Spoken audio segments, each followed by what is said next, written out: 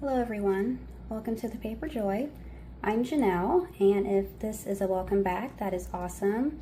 I'm so glad you guys clicked on this video today. I am going to be discussing some of my moon and astrological journal practices, and this is a fairly new curiosity and fascination and passion of mine, and I thought that I would start with my moon journal from 2024 and then move into just how I'm going to move into this practice and things I'm going to be doing with it in 2025. So I started a moon journal in July of 2024, and it is this A6 size vertical common planner. And as much as I love the book, I realized that I wanted something a little bit bigger for 2025, which is why I upsized a little bit. But I thought I would just do a quick flip through of this just to give you an idea of how I started this practice. Very new to it, so no expertise here at all, just a fascination and a curiosity and something that I have just continued to learn more about and want to learn more about, and journaling practice that has started and that I am kind of in love with and I'm going to continue to do. So this vertical smaller planner here, I didn't do a whole lot with the beginning pages just because that's not how I was using this planner / journal. So I think I tried to put a couple quarterly goals in there. That's not something I've done in the past either. But starting with the monthly, so this is a part 2, so it's just the second half of the year, and in June. So I have some summer solstice things in here, really just to note the day, and some stickers, just because this is where this practice really kicked off for me. I was reading things about summer solstice, and that turned into reading things about the moon journal and moon phases and journaling around that. So that's really just where this whole kind of curiosity and fascination started for me. Into July, I wasn't exactly sure how I was going to use this planner, so through the months I was really just kind of putting things in here, very experimental. I was putting just different, the waxing and the waning parts of the moon. Same for August, not a whole lot here. Looks like I tried to start getting a little more decorative as I was going into the months and continuing to read new information and different information, trying to incorporate other things into my moon journaling practice. I do know that when I first started this in July, I was journaling on all 4 phases, well, the 4 kind of main phases, I guess, of the moon. So first quarter, new moon, full moon, and then last quarter. By September, I had knocked that down to just new moon and full moon, because it was becoming a little bit much to do all 4 throughout the month. There was a little bit of pressure behind that, so I knocked that down in September. I was trying to just incorporate, some different things into the monthly layouts. And pretty bare bones for the monthly spreads. It looks like I wasn't putting a whole lot of information in the monthly spreads. Coming into the weeklies, not a whole lot more to start. Again, I have never used a vertical layout like this before either, so everything was just me kind of seeing what and where I could put things, and nothing too heavy here to start this practice and this planner. The weeks are really kind of bare bones. I was just adding, little information as I was, reading things and learning about things. I did here try to turn this vertical spread into a horizontal spread. I did this a couple times, I think, and this is what made me think about going to a horizontal layout for 2025, which is what I've done. And already I'm really liking that layout a lot more for this practice. It just gives me more room to write on each individual day, and then it leaves me a full page for notes. So if nothing else, I learned from this, you know, what size planner and layout I think would be better for the practice.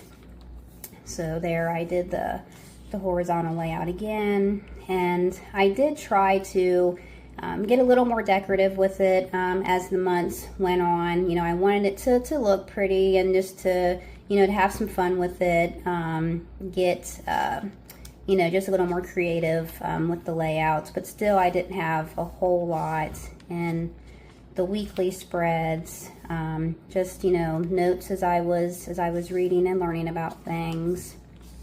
So I was starting to pay a lot more attention to each season, each new astrological season, and different key elements from the seasons, and intentions and things like that from the season, which is really where the whole astrological piece kind of connected for me. Probably September, October time frame, where I just started to get really more interested in the astrological elements, journaling around the moon as well. So my curiosity and fascination has only grown in doing this practice for sure. Yeah, it looks like I was starting to listen to some more information, so I was using the weeklies a little bit more some weeks, which is what made me realize that I needed some more room. November was a tough month overall, but you can see here I was just trying to fit more notes into the vertical spread, and it just wasn't it wasn't working out great, which is why again I wanted to get to a different type of layout for 2025. It just wasn't really leaving me a lot of room each day to put kind of individual daily notes in. And that looks like, yeah, nothing in here for December. A little bit. This is the new moon that we had on December 30th. I did put that in here, and I also have some new moon stuff in my 2025 journal as well. I wanted to copy some of that over. So getting into the dailies, which is really where I did most of my my journaling and writing for this practice, was in the dailies. I started this with, I was going to put some notes in here from summer solstice. I took a lot of notes on that in an old notebook that I just didn't get transferred over. I still kind of would like to, but I just haven't got that done. And it really started out just messy. I was just going off of some journal prompts that I was reading about. You know, I didn't have, like I said, I had no experience doing this, but I wanted to get into this practice, so I was just reading things and writing about things.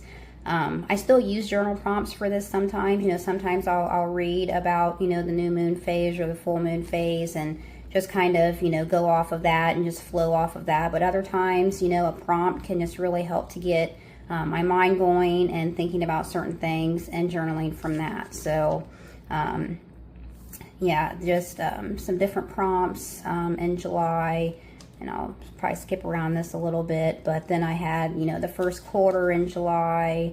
I have some different stickers in here. When I first started this practice overall, or planning, using different planners, I started out with the Happy Planner, and I got quite a few of their kind of lunar stickers, so I still have some of those. So I was just trying to get some of those in here. This was really before I got into the whole decoration creative side of this. I was just getting in here to write, but then I was like, you know, I want to put something in here to make it, you know, kind of look nice and fun. So I was starting to get into some more decorative pieces with stickers and washies and things like that.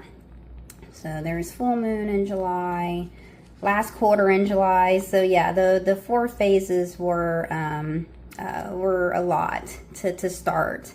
I'm comfortable now doing the 2 phases a month. I think that is sustainable, and I don't really have any plans in the very near future to change that back up. And yeah, just a lot of writing, mantras, you know, as I was just reading different things and learning different things, and you know, trying to have some more fun with the decoration, and just going through the moon phases. But I fell in love really with the practice, and I know that I want to continue it. This was my journal from the fall or autumn equinox, and kind of my journey from summer solstice until there. So that was an interesting journaling session. And then just more season things where the moon falls each season. So yeah, just a lot of writing, journaling, and just becoming more and more curious and fascinated by this whole practice. Sagittarius heading into the end of the year, and a lot of messy notes. So I expect to still have messy notes in my 2025 journal, but the plan is to be able to transfer significant things that I have in the messy notes up to kind of the weekly section to for highlights and things. So that is, yeah, my moon journal for 2024. Kind of got me kick-started, and I was having a lot of fun with it, and I knew I definitely wanted to keep going with it. So, all right, let's look at my current moon journal. So just very new into this. You know, we are just getting into the new calendar year, and I am going to pay a little more attention to that this year. The astrological new year actually comes with spring equinox, and knowing myself and how I am in winter, it's kind of interesting for me to read about those things and how I've always felt during winter, which is kind of closed off. You know, I shut down a little bit, and realizing that is not a bad thing. It's like the phases of the moon. You know, we are not supposed to be the exact same person every single day. And as the seasons change, you know, things within us change as well. So as, you know, spring is coming and things start to bloom again, and it starts, you know, to get warmer out, at least where I live, I notice, you know, changes with that, and kind of, you know, coming indoors in winter and, you know, just kind of leaning into winter and letting yourself have that time of rest. That's not a bad thing. So just getting started in my 2025 journal. So I do have the new layout, and just in this first week I have I really like this layout. So I do have the horizontal layout, and then I have this whole page of notes, which I just think this is going to work really well over the course of the year. And I do have the last new moon, which was actually on 12/30. I look at different apps for moon phases, and you know, the one app was taking it through January 1st. So I was like, okay, I can put this in my new journal. And I also just wanted to have this information from the new moon, because it was a black moon, which I have learned is when you have a new moon or two new moons in the same calendar month. So I had never paid any attention to anything like that before. And just the things that I was reading about the new moon, and in Capricorn season, and things I'm reading about Capricorn season overall. And like I said, I haven't read anything about that type of information before, so it was really all just a lot of it was so fitting to where I am right now, and things that I'm thinking about, and how I want to, you know, go into the new calendar year and go into January and winter, and what those things look like for me. So I just left myself, or I have a lot of room here on the notes pages. I'm also writing down more horoscope information. I am looking at information now for my 3 kind of main signs, I guess, now that I have learned what my moon sign is and my rising sign, which I've always known what my sun sign is. And the soul care planner that I'm using for 2025, she seems to be very big on your rising sign, you know, when she's putting out information. Again, I'll put in the description, you know, other references and things that I'm using for this practice. So this is just the first week. Not very much into this at all yet, but I'm already loving this new layout and what I can do with all of this space. And I will just flip back to my daily section. Entering 2025 and Capricorn season. This is really cool. Actually, the very first vellum I purchased from Sterling Ink. I absolutely love it. It has some great lunar action going on.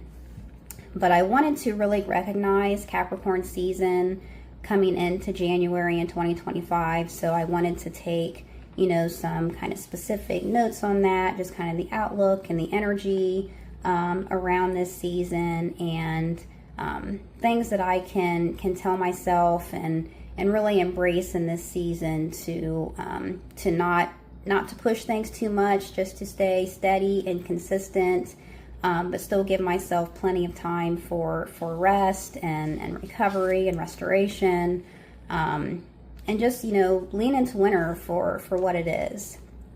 So again, I am looking at my sign, my horoscope information for each of my signs. So my moon sign, and I'm just going in the order of the astrological calendar. So my moon sign, my rising sign, and then my sun sign. So yeah, just lots of notes for the season. I'll probably continue to do that. And then I have some new moon information here as well, because I really just wanted to carry that information from new moon and the black moon into this calendar year. So I look at themes, I look at keywords, I look at affirmations, just a lot of interesting and fun things to look at for this, which is why I'm so fascinated with it. And then all my signs, and I actually wrote down something for my husband's sign this time, just because it really fit him this season as well. So yeah, that is just me getting started with the new year, but loving this size. So this is a B6 Slim horizontal, and it is really giving me just so much more room to write with and to start this practice for 2025.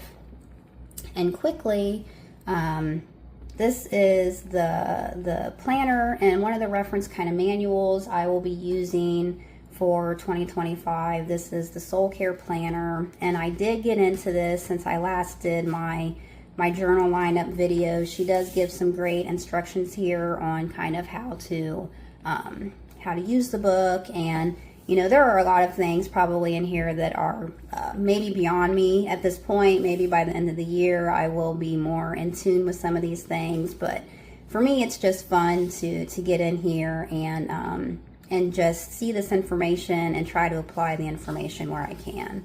So yeah, I'm in between seasons and moon phases. I thought this void moons was really interesting, and this is marked throughout the calendar pages. The seasonal information I love. So zodiac seasons, new moon, elements and moon signs. You know, this is really interesting, and I'm hoping I can apply things here a little more as I, you know, keep learning and am able to apply these things to the different seasons throughout the year. And I did set some goals for myself. I did come up with a word of the year. That was a very interesting practice. I actually am hoping to get a video up for that, for a word of the year for 2025, because wow, that just going through that exercise, I went in with a word I was sure was going to be it, and after going through the exercise, you know, a little bit from this book and just kind of taking it out on my own, I came up with a completely different word. So that's fun for the start of the year. And this is great information for winter and things that I'm hoping to just incorporate and embrace, and again, just lean into winter for what it is. And then there is January. There is this kind of card spread at the beginning of each month. I do not do tarot yet, so I'm just kind of using these. She has these set up as kind of journal prompts for you. So, you know, I've taken some time to do that. And then each month has this monthly kind of overview where it gives kind of some zodiac information and then just some journaling things. So here's like a gratitude kind of journaling space, your goals for the month or some goals for the month, and then a weekly kind of breakdown for goals. So I figure as each week approaches, you know, instead of trying to think of the whole month ahead of time, I can just kind of approach this week by week is what I'm thinking now. But just so much space to you know, think about things and put things down, and it's laid out really nicely. And then you get into your daily space. So it has the daily moon phase. It gives you a place to put how you're feeling for the day. It does list like planetary information, this VOC, which is the excuse me, the void moon information. So yeah, there's a lot of room here to write and to incorporate these things into your daily practice, or, you know, however often you want to get in here. If you're someone who is like myself, you know, I really just journaled on the new and full moon. So I don't know if I will continue to use this every single day, but right now I'm fascinated with it. I'm spending a lot of my time right now in this book and you know, looking through this information. So, you know, I may use this every day or not, and you know, that's okay. If I use it more often, you know, one month and not so much the next month, that's totally okay. It's you know, it's for my wellness, it's for my well-being. I don't want to feel pressured from it. I don't want to feel like I absolutely have to do something. I want to maintain my love of this and not feel like I don't want it to become a chore. So yeah, that is my moon journal and astrological planner and what I am thinking about for 2025. And I hope to post more things like this. I will continue to do this. I am very much enjoying the practice right now, and I hope to share that with everyone. And I'm glad that some people have expressed interest, and I'm glad that there is a shared interest for these things, because I'm totally fascinated with these things right now. So that is all for today, and I hope everyone is coming into the new year and things are going well, and I hope everyone has a great day, and I hope to see you in the next video. So have a great day, guys. Thank you. Bye.